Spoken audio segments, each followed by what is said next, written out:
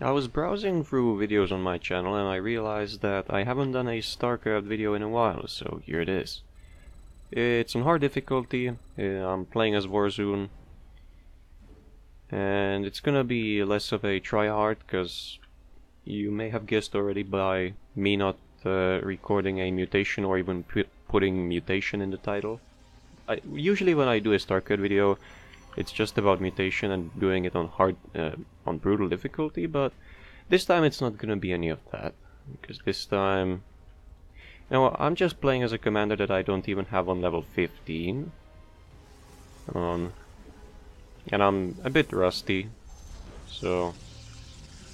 But ever since they added the option to play any commander you do not own up to level 5, I mean, you can keep playing it after you reach level 5, but level 5 is your XP cap.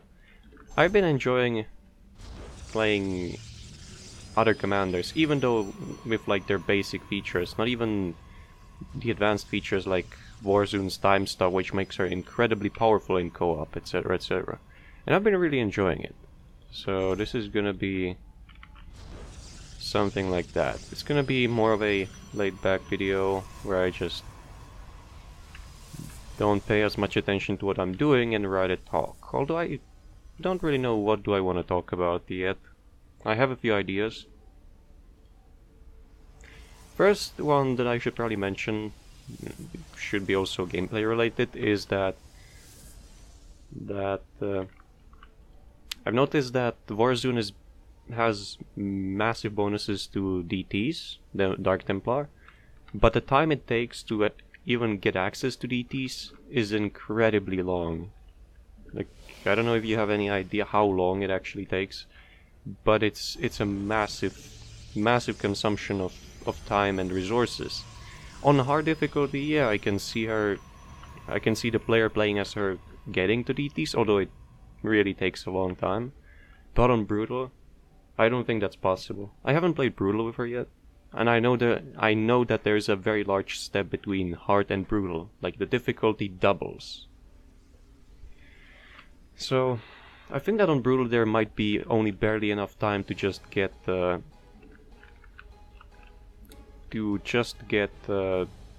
some Centurions and Stalkers to support your ally, because on brutal it is very often about supporting your ally and not doing stuff on your own. Because if you split, it's usually just a suicide, splitting and trying to do something. Unless you are both into like mid to later in the game, then it's fine. Alright, see, I got 3 Centurions, I'm gonna get Stargate soon, and I'm gonna be able to get those units. I'm gonna be able to get some powerful air. On the flip side, I could be going towards... I can't even access the Dark Shrine yet, right?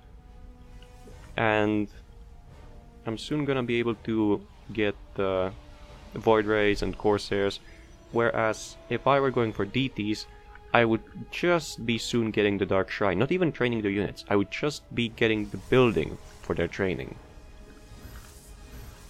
So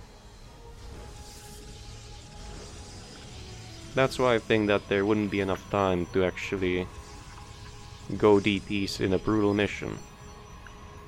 Yeah, I know, I noticed late that I slept on the supply. Wait, how much is a Stalker? 2? Great, I'll get another one. Maybe I should have ignored Centurions. Maybe I should have just grabbed a bunch of Stalkers. It was probably the better decision to do. Playing with Artan is... it's fine. Alright, I know I want the Dark Coil for sure, but I think I'm gonna skip that and I'm gonna just get a bunch of Void Rays. I probably, instead of Void Rays, I should have grabbed the... No. I would need the upgrade for that first, the Disruption Web. Another Stalker, great.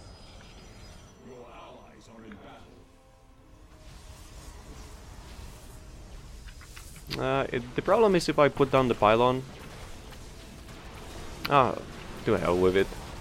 I'll just call it down, because otherwise we will lose all the units defending this. There's still 1 minute left on the timer. Alright, look, I'm gonna do it like this. Patrol. And then retreat. And hold position. Great. Another. Upgrade air attack. And since I'm low on gas, I'll just go ahead and do it like this. Now the other thing that I wanted to talk about is with the recent, they're not so recent, I know of those changes for a long time now, but I just didn't want to mention them in videos. With the changes to YouTube's monetization system, you probably, if you're a regular viewer, damn it, you probably do know that I monetize my videos. It's not just because there's like a copyrighted music bit in a cinematic. No, I do monetize my videos. Then I was thinking of going over to Twitch, because Twitch is not, well, it maybe is, but it does not seem like as much of a screw you platform as YouTube currently does. I mean, it probably isn't as much of a screw you if you're someone who doesn't produce content that is not as family friendly as mine is, because I swear. But I swear only in situations where I get angry or upset, which happens only at some times, when there's like a situation in game where I do not have any control over it. And on Twitch that doesn't matter, because I mean Twitch seems to be more free about these things.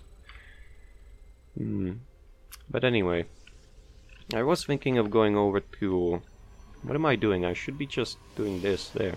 I was thinking of going over to the Twitch, but I don't think I would be a great streamer, so I scratched that idea.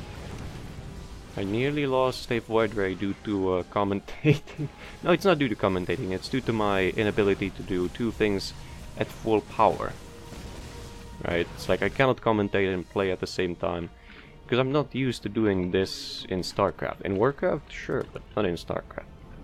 So anyway, I don't think I would be a great commentator. Great streamer. So, because I very often just like to play and not talk much when I'm playing something that I don't intend to record. Like when I play just out of my free will. I mean, I do play Warcraft and record Warcraft out of my free will, but it's not a game I would spend most of my free time on. I just like to switch games very frequently, etc. And I don't know if that is an ideal feat or trait for a streamer, a Twitch streamer. And Twitch is, from what I understand, based around interaction with viewers. Everyone has, whenever there's someone featured on the front page of Twitch, it's like, oh, come say hi to this most interactive streamer of blah blah blah blah. It's like, yeah, it's cool, but I wouldn't be able to ever stream on Twitch just because of that. I don't get why. Oh, whoops.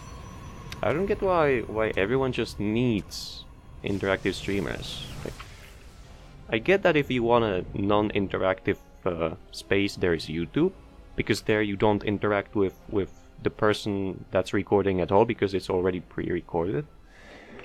But on the same page, I wouldn't mind going to a stream of someone who just doesn't read chat and just plays the game because he focuses on the game more. It's probably just me, yeah, but still. I do stand behind my train of thought. So. Right, I need to get Corsairs with the Disruption Whip because it's incredibly good against the infected, or infested, sorry. Wait, are you really? Oh, I guess. Oh yeah, that's something I can do as well, and I did it in the previous mission. I did play one mission prior to this one, just to test my recording settings, and if the footage would be okay enough. Alright, we will have to start this soon though, because eventually, it did happen to me once or twice, not on hard, so maybe on hard it will not happen.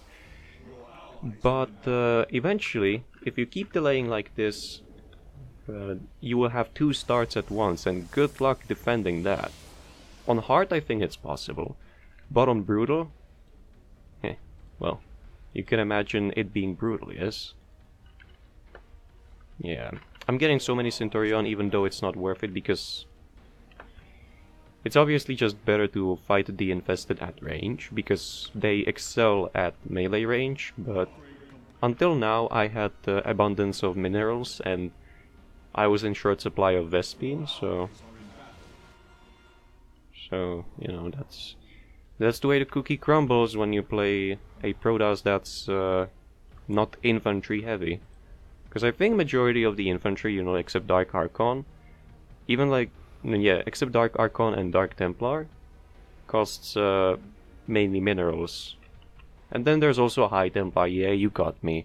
But I mean like the basic units, the bread and butter of Protoss, just costs less gas than the advanced units do.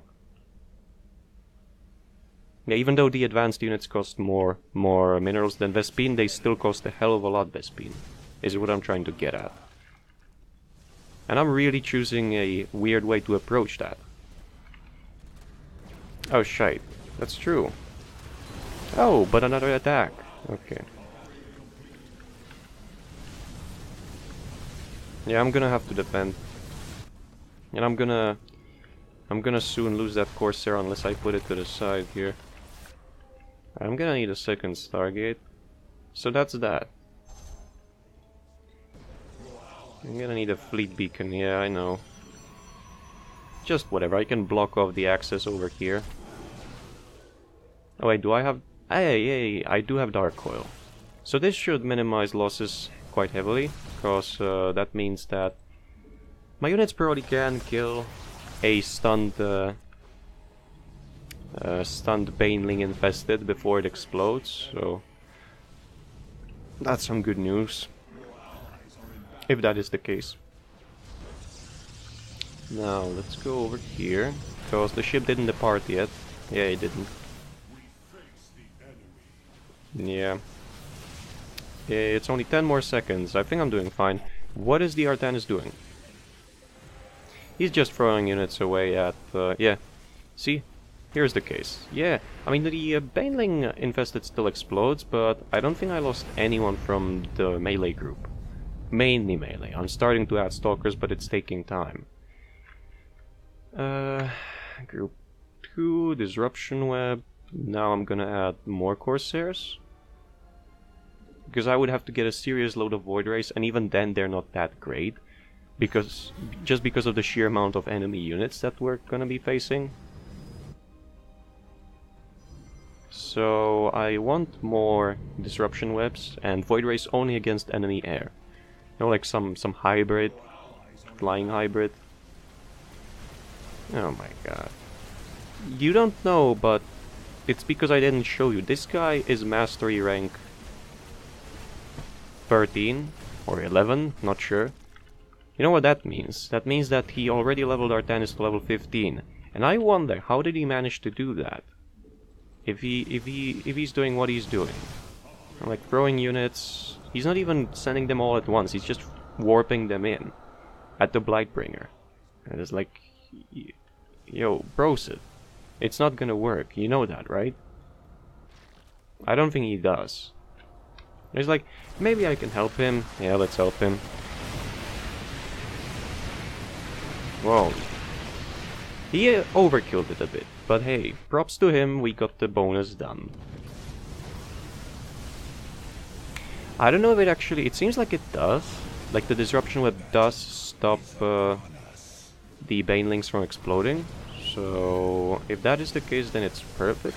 I lost also my Corsair. Thankfully I got 4 more ready.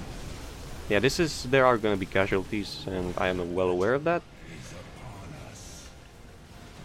And the Centurions that volunteered into my service as well. But they know they're gonna be placed into a machine and they will serve after they cannot fight on their own anymore. I mean, I hope you do know how Dragoons work, yes? Dragoons and I think Stalkers as well. Stalkers maybe not, maybe it's only Dragoons. Oh my god. The explosions. Let's see if I can do it like this. I didn't know that was a thing, but you know, when a high Protoss, that's what they put it, that's how they put it. When a high Protoss, yeah, this is what I got the Corsair for, Corsair and Void Race.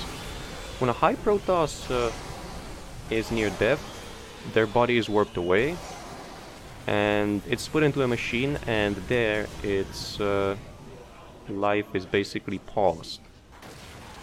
Like that Protoss is on the edge of death. He's like nearly dead, but he's not dead yet. And oh god, what's going on over here? And there they just control the machine.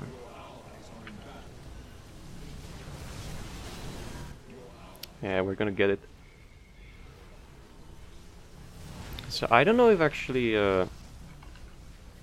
if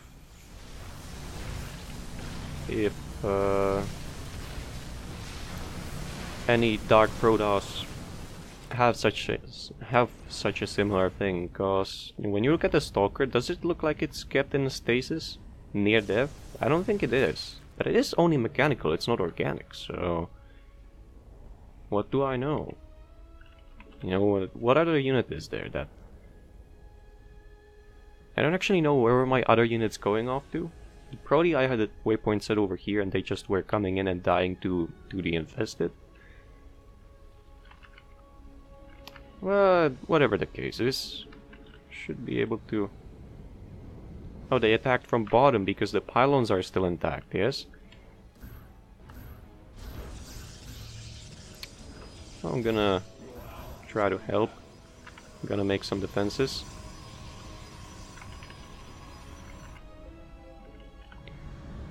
Alright. I'm gonna just have to spam all the stalkers that I can, get some disruption webs and more void rays. What else?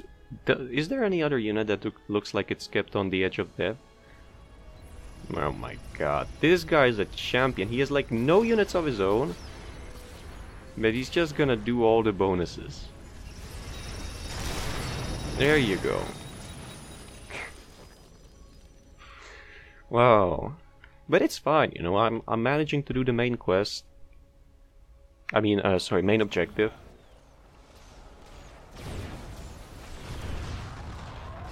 Which he should primarily be focusing on too, but as said, it's fine.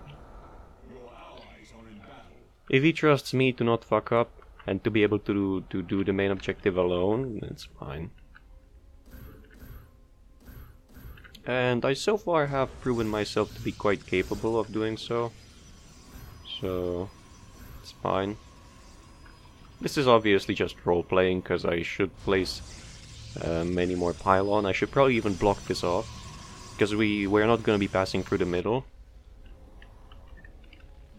Not ever. In this mission at least, so... Alright, I could actually... I never used the unit before, but I think I could get a good use of oracles. Yeah, and I paused all my upgrades, I haven't done any. Alright, yeah, robotics disabled. So like, back to the idea of the Templar not being playable on Brutal. It's like, if you look at it, Fleet Beacon and Dark Shrine are the two most distant buildings in Tech Tree. And if you look at the Fleet Beacon, Fleet Beacon only contains upgrades, right? Upgrades for units you can already train from the Stargate, because the Stargate enables those units on its own when you build it. Dark Shrine, however, allows you to train those units and upgrade. I think there maybe could be... Oh my god, I'm a failure. There maybe could be another mid-building, if you get what I mean, like a semi-step, where you build something like a, I don't know, just for Warzone though, like, I don't know, Dark Obelisk or Dark Pylon. Okay, scratch the pylon.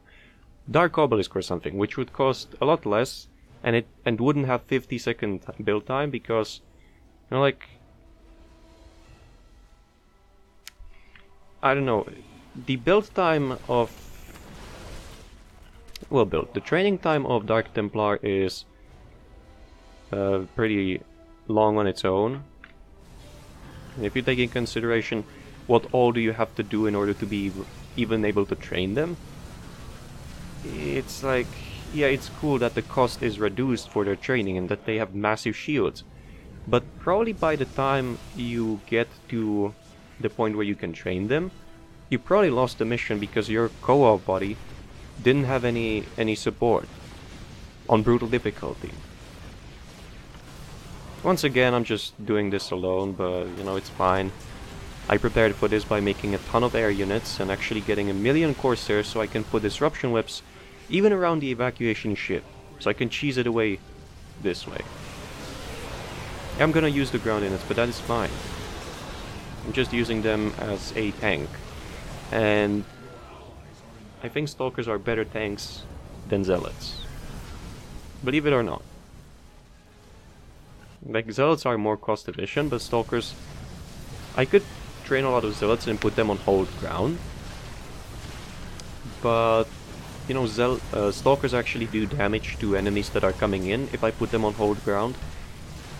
And they're actually helping the Void Rays get rid of any enemies that are trying to reach the shuttle. Or the evacuation ship, so... That's why I'm choosing Stalkers over Zealots, even though Zealots are in theory the proper choice. I can Oracles... How do I enable that?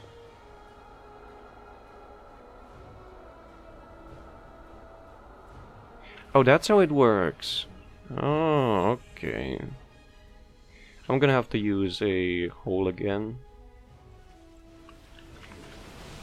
Okay, so you have to turn it on manually. Okay. This is not as bad.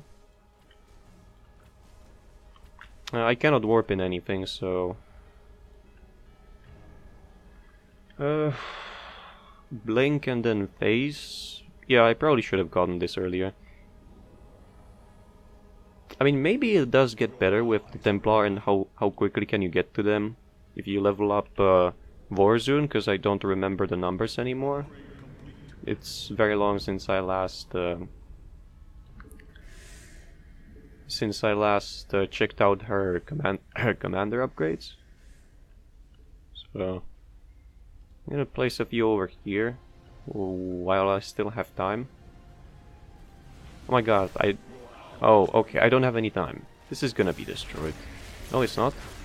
Okay, okay, I can pause a bunch of enemies, but it's not gonna be effective, not really. Oh well.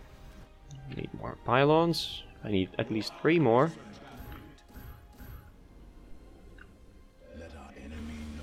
Oh, upgrading armor could have also been good, because all the Marines have low attack, but attack fast, so my Void Rays could have been like half immortal. Yeah. The beam is pretty strong. Thankfully, I don't care. I'll put down some Void Guards. Maybe I could have put them down over here. Yeah, whatever. Need to get rid of the carrier. There you go, you greedy bitch. Let's get rid of the Oracle. Because it's gonna kill, yeah. God fucking damn it.